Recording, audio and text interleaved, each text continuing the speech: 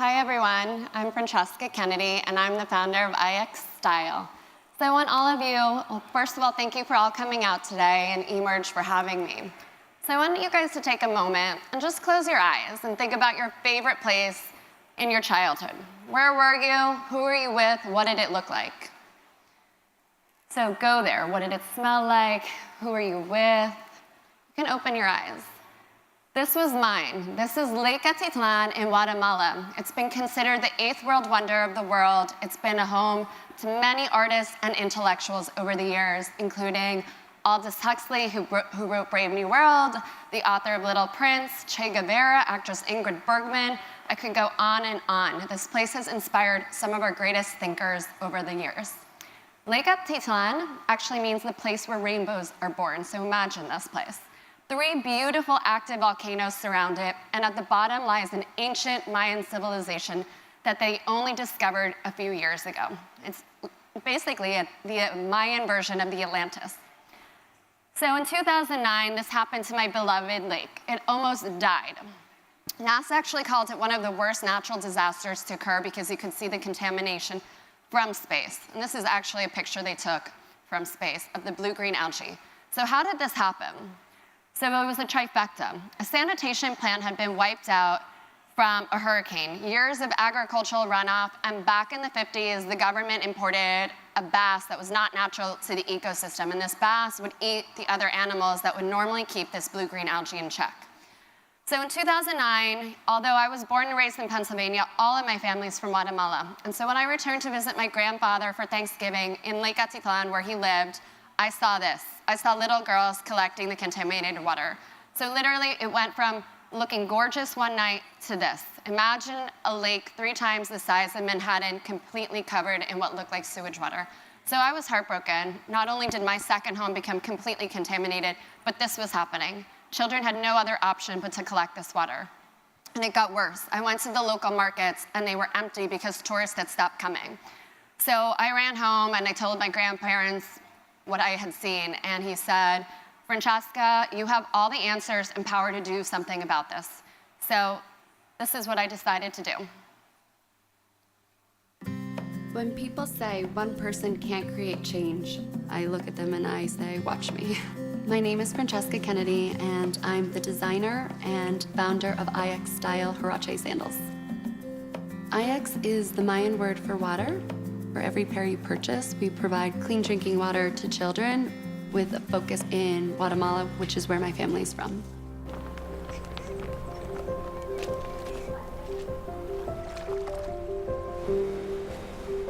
Some of my fondest memories were here in Guatemala. I would spend all of my holidays visiting my grandfather at Lake Atitlan. In 2011, I came back to the lake. It was completely covered with blue-green algae. The water looked like sewage. It was completely contaminated. And I actually saw these little girls collecting water to drink, to cook, to clean. It was an image that will stay with me for the rest of my life. I completely took water for granted. Clean drinking water is so important because diseases from unsafe water kill more people every year than any form of violence, including war. I knew since I was a little girl I definitely wanted to do something to help Guatemala, and a bell just went off in my head. What if I take the Huarache sandal, a very traditional sandal, to the Mayan community and make it more contemporary? I could create jobs for the Mayan women as well as provide clean drinking water to the community here.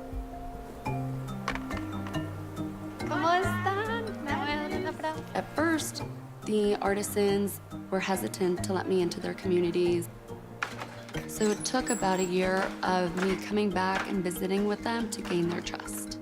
Porque por medio de este trabajo me ha ayudado bastante, de que el dinero es suficiente para pagar colegiatura, para comprar vestuario, para comprar cosas para comidas.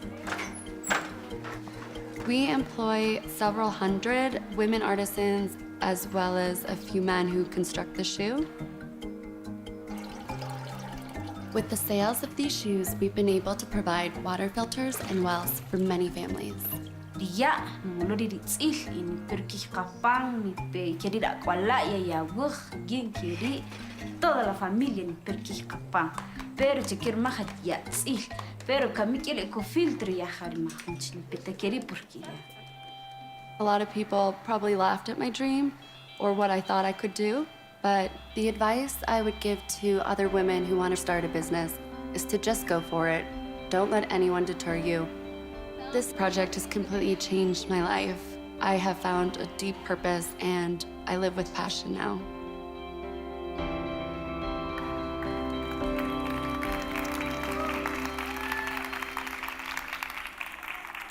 So that was a video I did with The Gap a few years ago for Women's International Day. I actually used to work in finance, believe it or not, in Goldman Sachs in private wealth. And I decided to leave and start IX Style. So as I said in the video, IX is the Mayan word for water, so everything reflects and is a reflection of water. So this man here, you may be wondering, Francesca Kennedy, that doesn't sound very Guatemalan. So all of my family's from Guatemala, and my grandfather was obviously Irish and American, and he ended up in Guatemala because he was a pilot in World War II.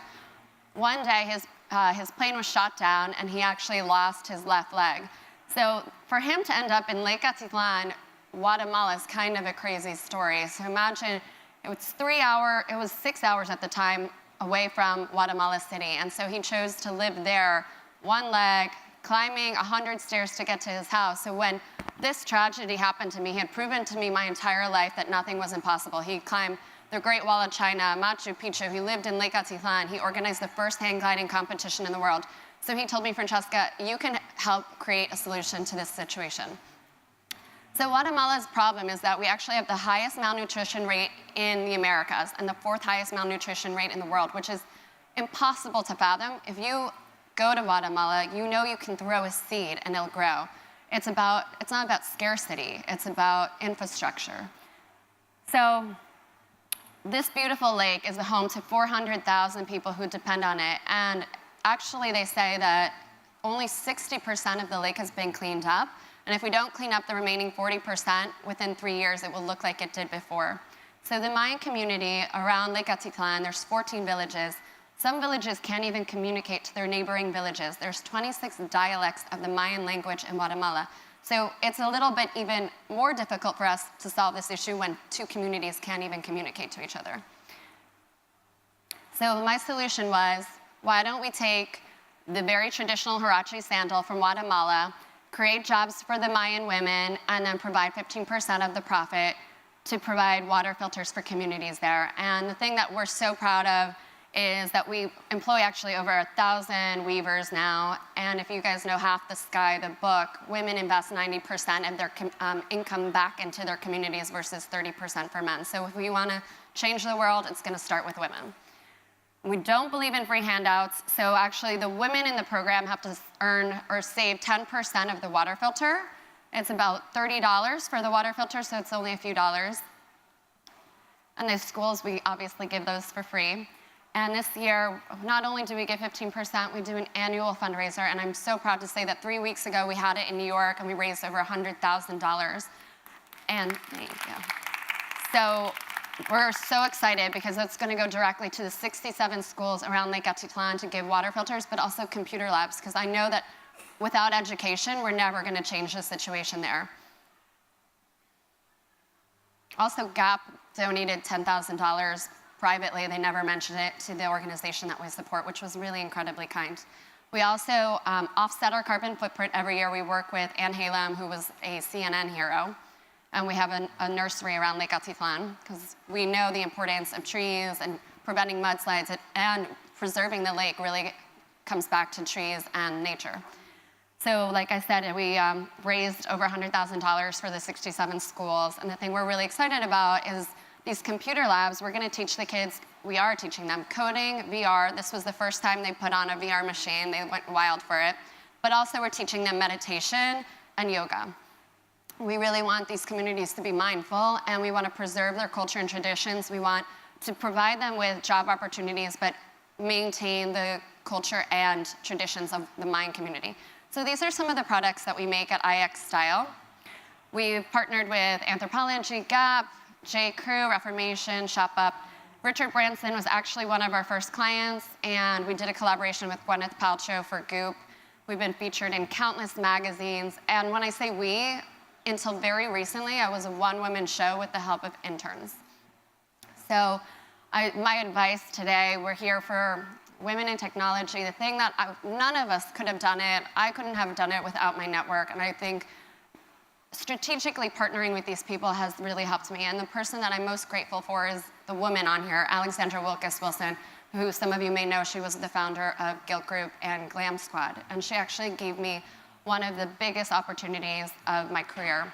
She asked me to be a contestant on Project Runway fashion startup. It was a spin-off of basically a Shark Tank for fashion companies. And I'm going to show you a little clip from that.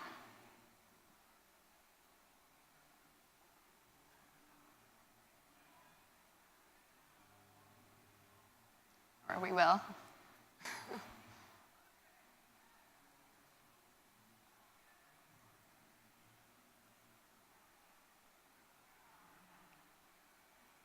Sorry, guys. 1 second.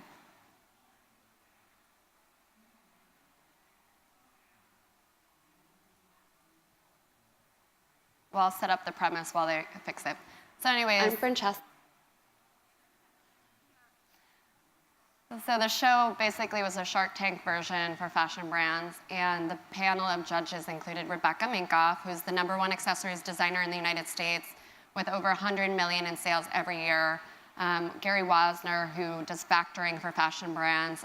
His clients include Alexander Wang, DBF, everyone you can imagine.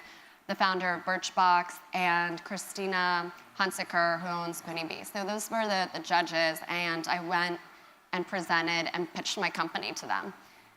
I'm Francesca Kennedy, the founder of IX Style, a charitable fashion company.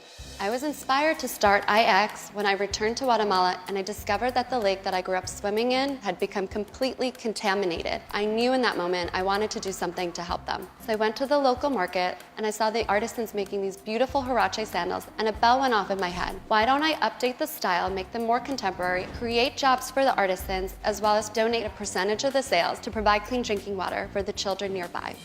Wow. I really want to find a strategic partner who has connections in this industry. Well, I can certainly do that. I can do that too, just to let you know.